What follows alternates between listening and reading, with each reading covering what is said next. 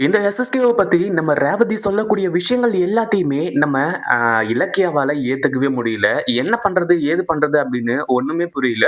அது மட்டும் இல்லாம எப்படி ஒரு ஆள் வந்து பார்த்தீங்கன்னா, அதாவது இதுக்கு முன்னாடி அவ்ளோ வன்மத்தோட இருந்த ஆளு, இப்ப எப்படி அவ்ளோ சீக்கிரம் வந்து பார்த்தீங்கன்னா மாற முடியும்? அப்படின்ற ஒரு கேள்வி வந்து பார்த்தீங்கன்னா, நம்ம இலக்கியோட மனசுக்குள்ள இருக்கு.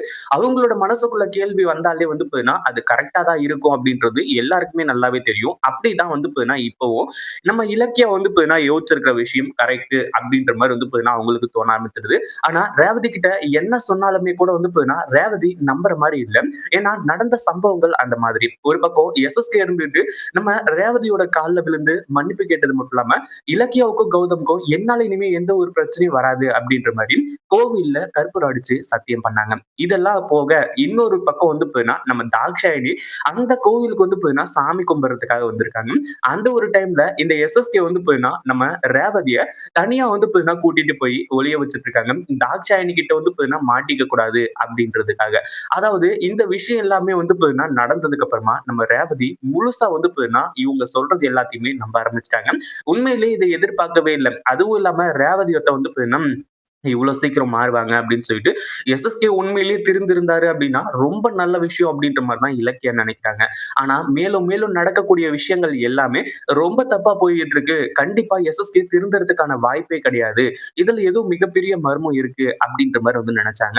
கடைசியா என்ன ஆகுது அப்படின்னு பாத்தீங்கன்னா இந்த எஸ்எஸ்கேவை ஃபாலோ பண்ணி உண்மையிலேயே என்ன நடந்துச்சு, இந்த எஸ்எஸ்கே திருந்திட்டாரா அப்படின்றது எல்லாத்தையுமே கண்டுபிடிக்கணும் அப்படின்ற மாதிரி நினைக்கிறாங்க.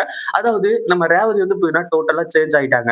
இப்போ வந்து நம்ம மகன் யாருன்னு சொல்லிட்டு வந்து சொல்லி நம்ம ரேவதி கிட்ட கேட்டாலும் ரேவதி உண்மையா சொல்றதுக்கான வாய்ப்பு இருக்கு. அதே மாதிரி எஸ்எஸ்கே இருந்துட்டு நான் உன் கூட அதாவது இந்த கடைசி காலத்திலயாச்சு உன் கூட சேர்ந்து வாழணும்னு நினைக்கிறேன் அப்படின்ற மாதிரி வந்து கேட்டதுனால கண்டிப்பா வந்து பாத்தீங்கன்னா நம்ம ரேவதி அதுக்கு ஒத்துக்கிறதுக்கான வாய்ப்பு அதிகமாவே இருக்கு. அப்படி இருக்கும்போது இலக்கியா இருந்துட்டு அடுத்ததா எந்த ஒரு தப்புமே நடந்துடக்கூடாது அப்படின்றதுக்காக இப்போ இந்த எஸ்எஸ்கேவை ஃபாலோ பண்ண ஆரம்பிக்கிறாங்க. அதுக்கப்புறம் தான் எஸ்எஸ்கேவோட உண்மையான சுயரூபமே தெரிய வருது. அதாவது எஸ்எஸ்கே இன்னும் வந்து பாத்தீங்கன்னா மாறவே இல்ல. எஸ்எஸ்கேவுக்கு இந்த தலையில வந்து பாத்தீங்கன்னா மூளையில கட்டி மூளையில வந்து பாத்தீங்கன்னா ரத்த அடைப்பு இருக்கு அப்படி இப்படின்ற மாதிரி வந்து சொன்னது எல்லாமே பொய் அப்படின்ற அளவுக்கு வந்து பாத்தீங்கன்னா ஒரு சில விஷயங்கள் எல்லாமே நம்ம இலக்கியாவுக்கு தெரிய வருது. அப்படி தெரிய வர்றதுனால நம்ம இலக்கியாவுக்கு ஏதாச்சும் பெனிஃபிட்டா அப்படின்னு கேட்டீங்கன்னா மிகப்பெரிய ஒரு பெனிஃபிட் இருக்கு. என்ன அப்படின்னு பாத்தீங்கன்னா நம்ம ரேவதியை வச்சு அடுத்ததா இந்த எஸ்எஸ்கே கிட்ட சொல்லி அதாவது கௌதம் வந்து பாத்தீங்கன்னா இழந்தது எல்லாத்தையுமே மாத்த முடியும்.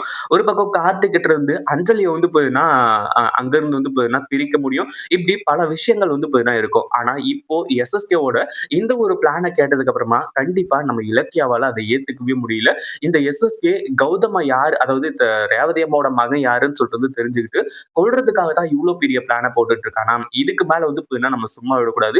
கண்டிப்பா வந்து பார்த்தீங்கன்னா எல்லா விஷயங்களையும் நம்ம மாத்தியே ஆகணும். அதுவும் இல்லாம இந்த எஸ்எஸ்கே என்ன பிளான் போட்டாலும் சரி, நம்ம இத நமக்கு ஏத்த மாரி மாத்திக்குவோம் அப்படின்ற மாரி சொல்லி, இலக்கியா இருந்துட்டு ஒரு மாஸ்டர் மைண்ட்ல ஒரு மாஸ்டர் பிளான போட ஆரம்பிச்சுறாங்க. உண்மையிலேயே இத எஸ்எஸ்கே கொஞ்சம் கூட எதிர்பார்த்திருக்கவே மாட்டாரு அப்படின்னு தான் சொல்லணும். எஸ்எஸ்கேவ வச்சு அடுத்ததா கார்த்திக், அஞ்சலிய வந்து பார்த்தீங்கன்னா பிரிக்கிறதுக்கு ஒரு மிகப்பெரிய திட்டத்த போட போறாங்க. இந்த வீடியோ புடிச்சிருந்தா லைக் பண்ணுங்க, ஷேர் பண்ணுங்க. இப்பதான் நம்ம சேனலுக்கு ஃபர்ஸ்ட் டைம் வரீங்க அப்படின்னா, கீழ இருக்க சப்ஸ்கிரைப் பட்டன பிரஸ் பண்ணிக்கோங்க.